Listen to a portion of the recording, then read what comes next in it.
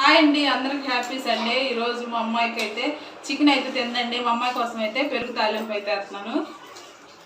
ముందుగా అయితే స్టవ్ వెలిగిస్తున్నాను.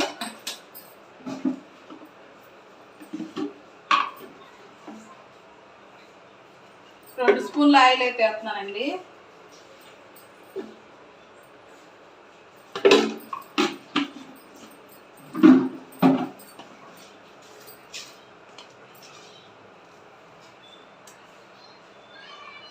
ఒక స్పూన్ తాలింపు ఇందులో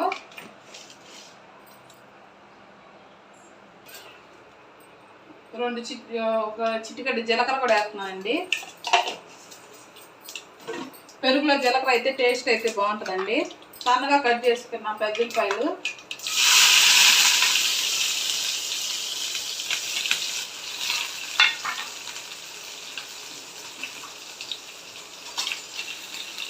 పెరుగులోకి అయితే ఉల్లిపాయలు బాగా ఫ్రై అవసరం లేదండి, దోరగా వేస్తే చాలు.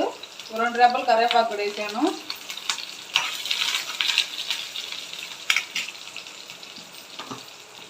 ఇందులోనే కొంచెం పసుపు కూడా వేస్తున్నానండి.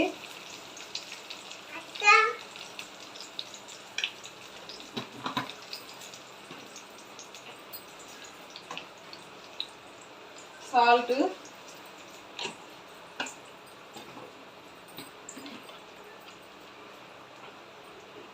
కొంచెం కారం వేస్తున్నాను. 1 స్పూన్ కారం అయితే వేసాను.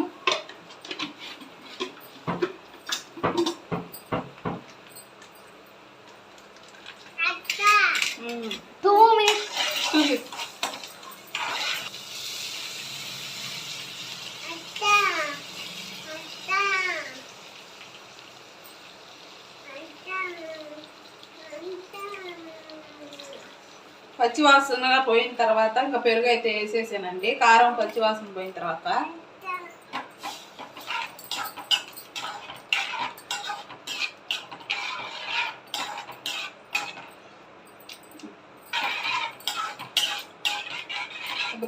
పెరుగు తాలింపు ఇంతేనండి. స్టవ్ అయితే ఆపేసేసాను.